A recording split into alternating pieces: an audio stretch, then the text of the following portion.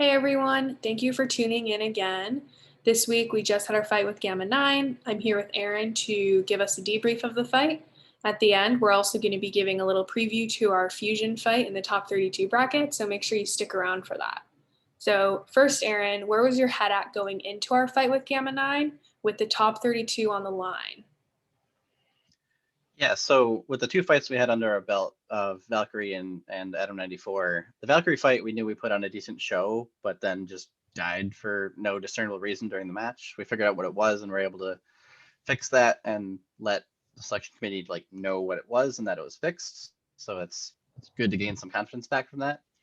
But it was a good fight until that happened. And then Adam 94 fight was relatively quick, but it showed we could be decisive and durable and take some hits and keep at it. And so going to the third fight, based on how everything goes strength of schedule wise, we knew being given, so the M9 was an 0-1 team at this point in time, having faced the monster of Chomp.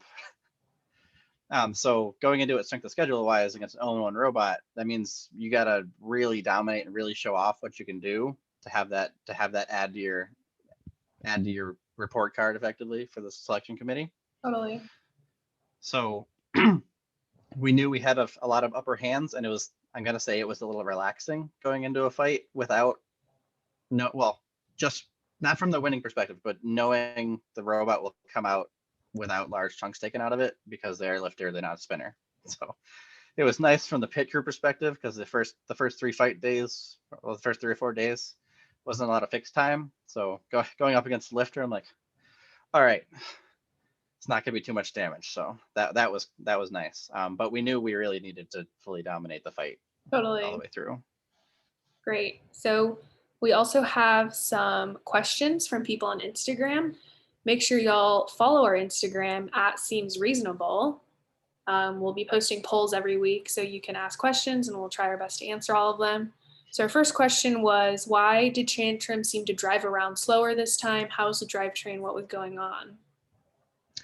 Yeah, so this one's kind of funny, and I touched a little bit on this in the last episode. The first 2 fights I was effectively driving like we practiced. We didn't have a weapon on the robot, so that leads to me driving like a very aggressive wedge effectively. So coming into this fight, knowing how much of a show we did need to put on, and also the fact we could wait around a little more without attacking them all the time, the strategy was much more let the weapon actually get spun up and then engage and go for some hits. So the robot was driving slower purely because I wanted to give the weapon time to spin up. It's due to all the constraints of having a sliding spinning weapon. Right. Sensors and yada yada yada, making the thing actually spin up quickly is a bit of a puzzle compared to the usual vertical spinner setup. Sure. So that actually relates to a question from another person who asked us, why does the weapon stop spinning when we hit something? The thing spinning has a lot of energy. When it hits something, the energy goes into the other thing. So in this case, Gamma 9, and this is covering some of the damage they took, and there were plenty of hits in the fight, but very rarely did you see them go flying. We got a couple of good wall slams where they actually popped up and flipped over, and you could see some large chunks taken out of them. But one of the things size disparity wise between the robots is when everything gets bigger, everything gets thinner. And that means locally, wherever you hit is less durable. So when you hit that, it's more likely to just rip a chunk out and tear a chunk out and throw a piece than it is to fling the entire robot. Mm-hmm. So the fact we had some good pops that brought them up and flipped them showed when we did get better engagement. Yeah, these are some super fun pictures we have actually of Gamma 9. So this here you can see is Tantrum's spinning disc, and this is the tooth that we use to engage with other robots. You can see there's sort of a perfect match per se. It was a fun fingerprint identification of perfect match between Tantrum's disc and Gamma 9. Yeah, we grabbed one of the spares after they came back in the pits, and they came over to grab us. Like, you guys need to come look at this. Yeah, they were super. All right. Yeah, they're awesome. super cool about it. Yeah, Curtis and crew were. Yeah, were this having fun. Probably my favorite. I think it's crazy. Anyhow, it's always exciting to see the damage. So I guess, And all the materials on Gamma 9, it's all the same stuff most people build robots out of, as far as like AR4 500, mhm, 4130 tubing, titanium. The thing is, it's also much thinner that it's much easier to tear through. right. And I think Tantrum does, it always feels big to me, but then looks small in the battle box. And I think part of that is given our density. We're a super dense robot. There's a lot of armor. There's a lot of things packed in there. So Yeah, totally. it's definitely different ends of the build spectrum on size, because I think geometry wise they are literally at least 2 tantrums, if not more, Yeah. a footprint on the ground. It's a Everybody's got different. to weigh the same amount or under the same amount. So anyhow, here's another sort of exciting picture of their bottom. This one's my favorite. Okay. Okay. So one of the wall slams, they pop up and you actually see this. You get a pretty good shot of seeing this shot in the fight, and you Mhm. can also see how close we were to grabbing a bunch of wires, which would Yeah. have made for some Right fun here. That would sparks. have been fun. Awesome. So this brings us to the last question we have from one of our friends on Instagram, which is, what damage did we actually take? Tantrum. Lining up with our predictions going into the fight, we came out of this fight with not much to do robot related. It was just general checkup, charge the batteries, make sure everything's ready to go. But Awesome. and I had been working with. I actually borrowed some parts. We've been working on upgrading our self-rider gearbox, which had the fun. It was having some fun issues where it would break in fights we didn't even use it.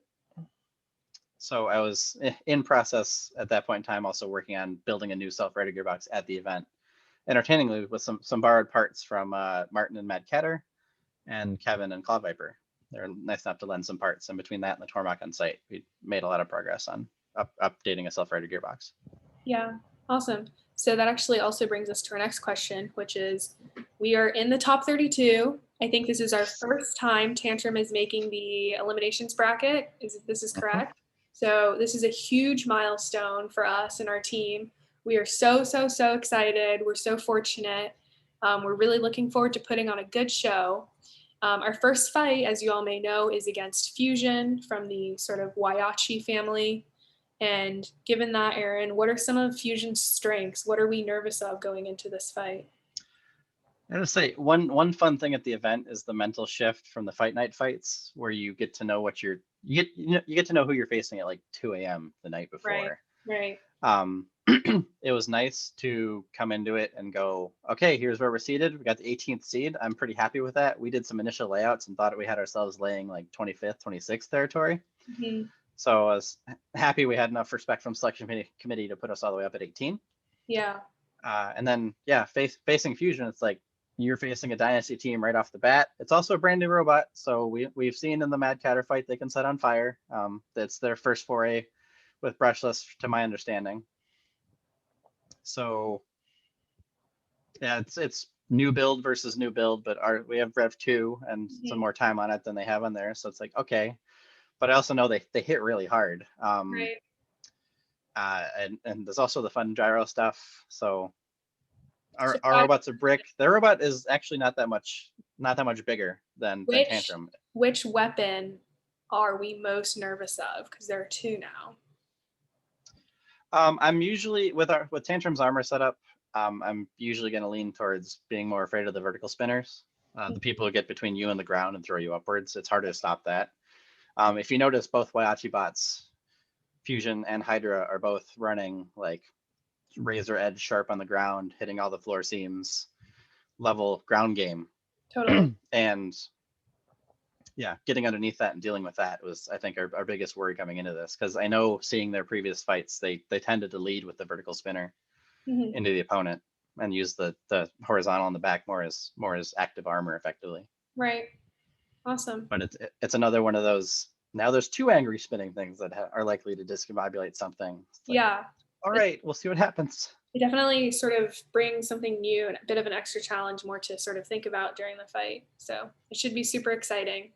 I know I'm super excited. So yeah, I think that's all we have for you all this week. Thank you so much for listening. If you made it to the end, we really, really appreciate your support.